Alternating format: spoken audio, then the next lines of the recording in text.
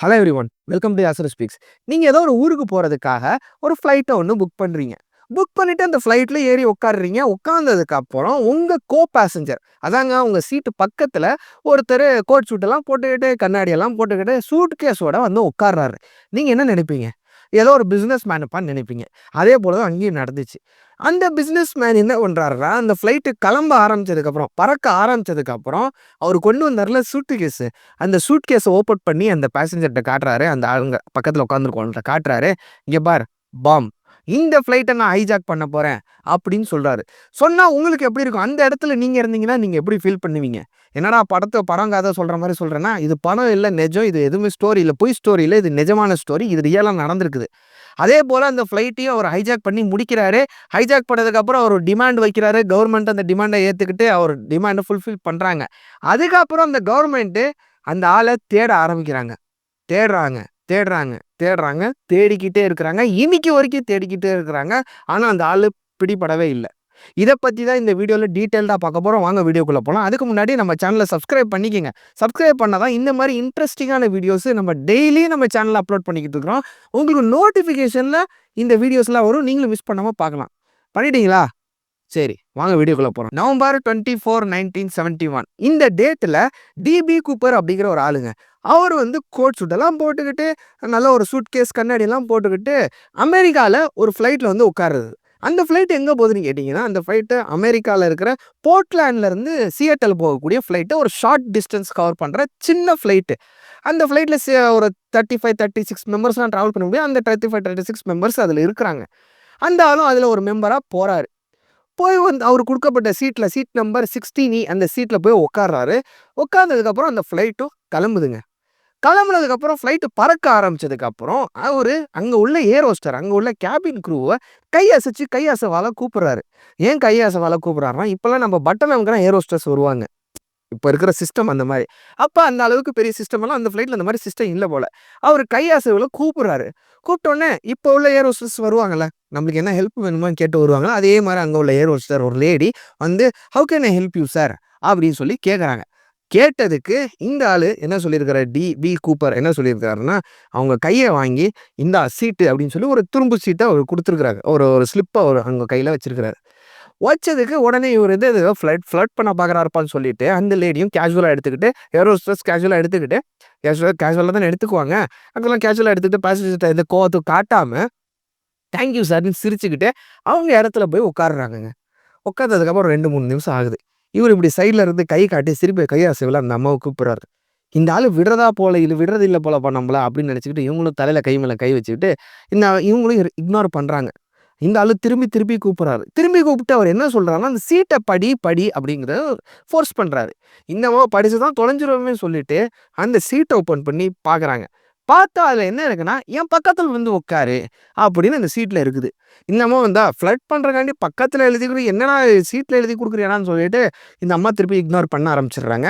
திருப்பி 2-3 நிமிஷம் ஆச்சு. இந்த ஆள் திருப்பி ஃபோர்ஸ் பண்ணுறாரு. படிச்சியான்னு கேட்குறாரு. இந்த அம்மாவும் இந்த ஆள்கிட்ட பக்கத்தில் போய் பதில் சொல்லிடுவோண்டா அப்படின்னு சொல்லிட்டு அந்த சீட்டையும் எடுத்துக்கிட்டு அந்த ஆள் பக்கத்தில் வராங்க. வந்ததுக்கு படிச்சியா அப்படின்னு கேட்குறாரு. உங்களுக்கு என்ன வேணும் அப்படின்னு சொல்லி அந்த அம்மாவை கேட்குது. ஓகே, பக்கத்தில் உட்காரு அப்படின்னு அந்த அம்மாட்டையும் சொல்கிறாரு. அவங்க என்னடா வேணும் உனக்குன்னு சொல்லிட்டு இங்கே சொன்ன மாதிரியே பக்கத்துலேயே வந்து உட்காந்து, சொல்லுங்கள் என்னதாங்க வேணும் உங்களுக்கு அப்படின்னு கேட்குறாங்க. அவரு திரும்பி இன்னொரு சீட்டை எடுத்து அந்த அம்மாட்ட, அந்த லேடிட்ட கொடுக்குறாரு. கொடுத்துட்டு அந்த சீட்டை ஓப்பன் பண்ணி படிக்க சொல்கிறாரு. படித்து பார்த்தா அதில் என்ன இருக்குன்னா, அதில் என்ன சொல்கிறாருன்னா, நான் இந்த ஃப்ளைட்டை ஹைஜாக் பண்ணுறேன், நான் பாம்போட வந்திருக்கிறேன் அப்படின்னு சொல்லி அந்த சீட்டில் எழுதியிருக்குது. இவங்க ஏதோ ஃப்ளட் பண்ணலப்பா, இவர் ஏதோ ஃபன் காமெடி பண்ணிகிட்டு இருக்கிறாருப்பான்னு நினச்சிக்கிட்டு இன்னமும் சிரிச்சுக்கிட்டு, சார் என்ன சார் உங்களுக்கு வேணும், ஏன் சார் இப்படி காமெடி பண்ணுறீங்கன்னு கேட்டது. காமெடி இல்லைம்மா, சீரியஸாக தான் சொல்கிறேன்னு சொல்லிட்டு அவர் கொண்டு வந்தால சூட் கேஸு, அதை ஓப்பன் பண்ணி காட்டுறாங்க. அதில் பார்த்தா சின்ன சின்ன சிலிண்டரு, சின்ன சின்ன ஒயரு, சின்ன சின்ன சர்க்யூட் போர்டு. அப்பயும் இந்த ஏர் ஹோஸ்டரு நம்பவே இல்லை. என்னவா நடிக்கிற, என்னவா காமெடி பண்ணுறீங்க அப்படின்னு கேட்டதுக்கு, காமெடி இல்லைம்மா, பாம் அமுக்குறேன்னா செத்து போயிடுவோம், மொத்த ஃப்ளைட்டு காலி ஆயிருமா அப்படின்னு சொல்லி இந்த அம்மா பயந்துடுறாங்க. ஷாக்கான அம்மா ஆனால் ஷாக் ஆனாலும் அந்த ஷாக்கை உள்ளே வச்சுக்கிட்டு அவங்க மெதுவாக காது வச்ச மாதிரி, சார் என்ன சார் வேணும் உங்களுக்கு அதுன்னு கேட்டதுக்கு அவரு சொல்றாரு, இன்னொரு சீட்ட குடுக்குறாரு. சொல்லல சாரி. இன்னொரு சீட்ட குடுக்குறாரு. சீட்ட குடுத்து, "இத வந்து நீ படிக்காத. நீ வந்து இந்த பைலட் கிட்ட குடு. உங்க பைலட் கிட்ட எடுத்துட்டு போய் குடு." அப்படின்னு சொல்லி அந்த பைலட் கிட்ட குடுக்க சொல்றாரு. இந்த அம்மாவும் இன்னொரு ஏர் ஹோஸ்டர கூப்பிட்டு இவர் பக்கத்துல உட்கார வச்சுட்டு, அந்த ஸ்லிப்ப எடுத்துக்கிட்டு, அந்த பைலட் கிட்ட போய் விஷயத்த சொல்லிட்டு அந்த ஸ்லிப்ப குடுக்குறாங்க. யாரு? இந்த ஏர் ஹோஸ்டர். அந்த பைலட் அத ஓப்பன் பண்ணி பார்த்தா, அதுல போட்டிருக்குது $2,00,000 பிளஸ் 2 பாராசூட் எனக்கு வேணும். சியாட்டல்ல இறங்கும்போது என்கிட்ட இருக்கணும். இல்லாட்டி நான் பாம் வச்சு இந்த ஃப்ளைட்ட கிராஷ் பண்ணிருவேன் அப்படின்னு அவரும் அதுல எழுதியிருக்காரு.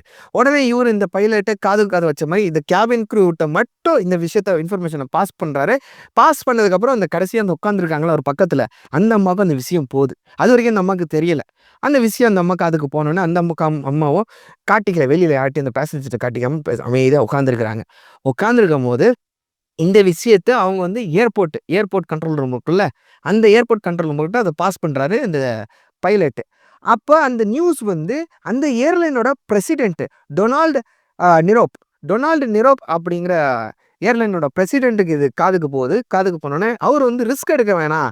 பேசஞ்சரோட உயிர் முக்கியம் அப்படின்னு சொல்லி ஒரு காரணத்துக்காக, இன்னொரு காரணம் என்னன்னா, என்னோட ஃப்ளைட்டோட ரெப்புடேஷன் போயிரும். ஏர்லைனோட ரெப்புடேஷன் போயிரும்னு சொல்லிட்டு 2 விஷயத்துக்காக என்ன பண்றாரு, உடனே அவர் கேட்டதுக்கு ஓகேன்னு சொல்லி பணத்த ரெடி பண்ண ஆரம்பிக்கிறாரு. பணத்த ரெடி பண்ணி ஆரம்பிச்சு எஃப்.பி.ஐட்டலாம் சொல்லிடுறாரு. பணத்த ரெடி பண்ண ஆரம்பிக்கிறார். பணம் ரெடி பண்றதுக்கு டைம் ஆகுது. ஏன்னா $2,00,000 இப்ப இருக்கிற மாரி டக்குன்னு நெஃப்ட் ட்ரான்ஸ்ஃபரோ அந்த மாரி பண்ண முடியாது. அஃப்கோர்ஸ் இவரு வந்து கேஷா தான் கேட்டிருந்தாரு.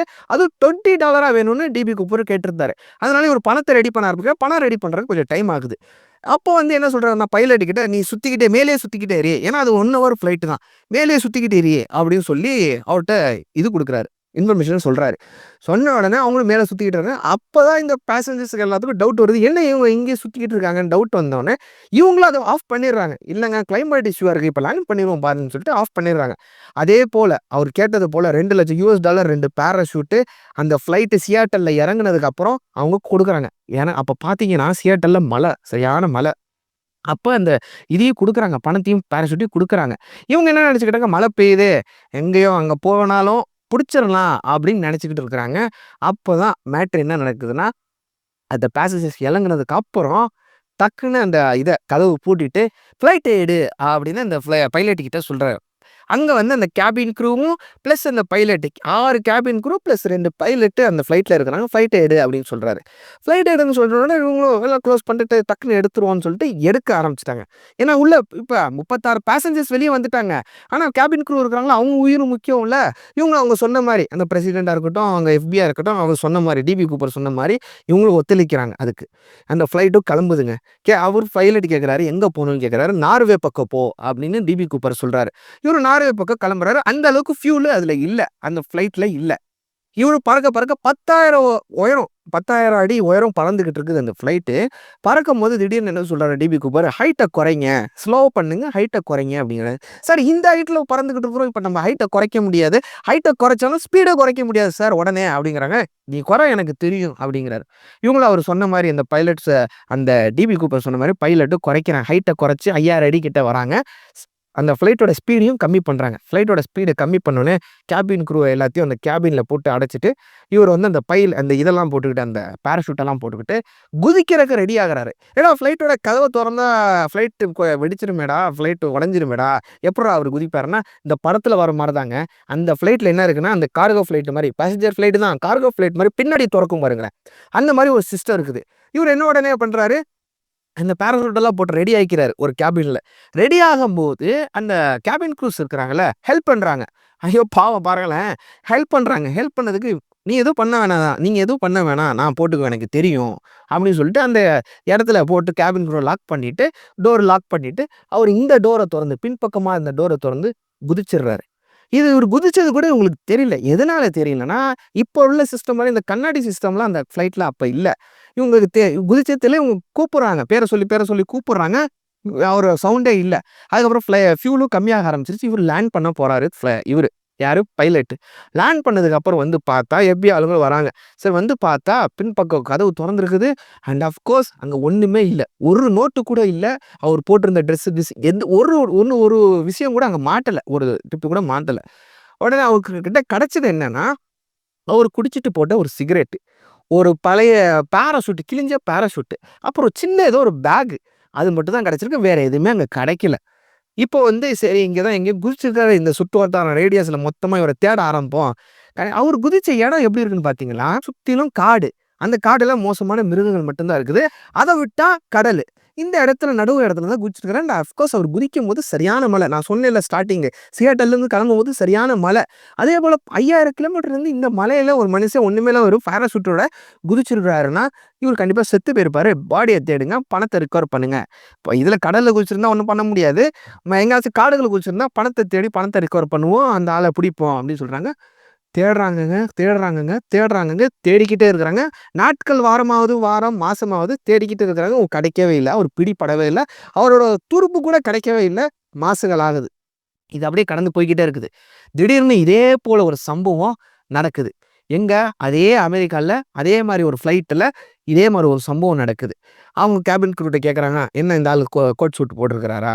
சூட்கேஸ்" வச்சிருக்காங்கன்னா, இதே மாரி பாம் வச்சிருக்கிறது சூட்கேஸ் எல்லாம் ஓகேவங்க. ஓகே இவங்க கன்ஃபார்ம் பண்ணிட்டாங்க. அப்பனா இது டிபி கூப்பர் தான்டா. திருப்பி வேலைய ஆரம்பிச்சுட்டான் டிபி கூப்பர் அப்படிங்கிறாங்க. ஆனா இந்த வாட்டி இந்த ஆள் கேட்டிருக்கிறது பணம் எவ்வளோ தெரியுமா?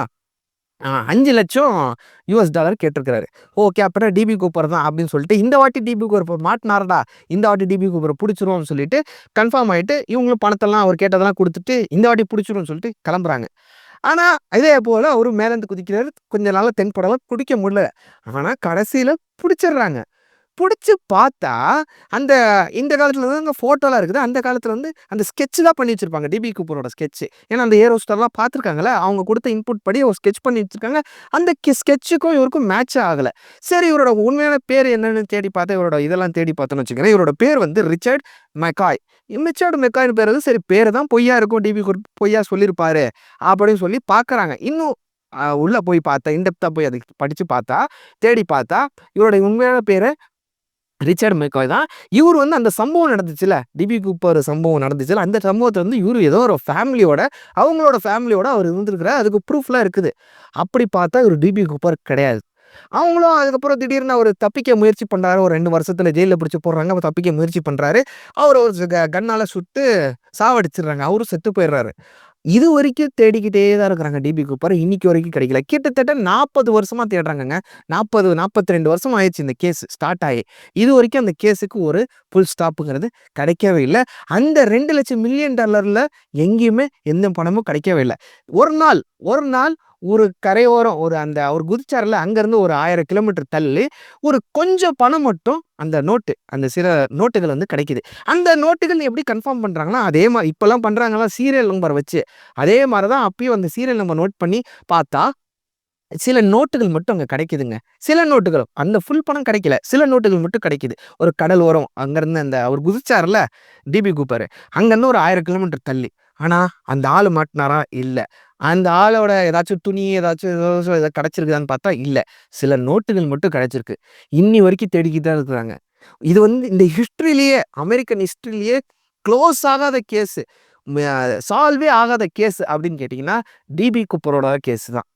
இது ஏதோ ஜேம்ஸ் படம் பார்த்த மாரி இருக்குதுல்ல. ஆனா இது படம் கிடையாது. இது நிஜம். இதுதான் உங்கள்ட்ட நான் ஷேர் பண்ணணும்னு தோணுச்சு. ஏன்னா இத நான் படிக்கும்போது எனக்கு ஒரே ஷாக்கிங்கா இருந்துச்சு. இன்ட்ரஸ்டிங்கா இருந்துச்சு. இத உங்கள்ட்ட நான் ஷேர் பண்ணணும்னு தோணுச்சு. அதுதான் ஷேர் பண்ணேன். நாளைக்கு இன்னொரு வீடியோல பார்க்கலாம். டில் தென் பை.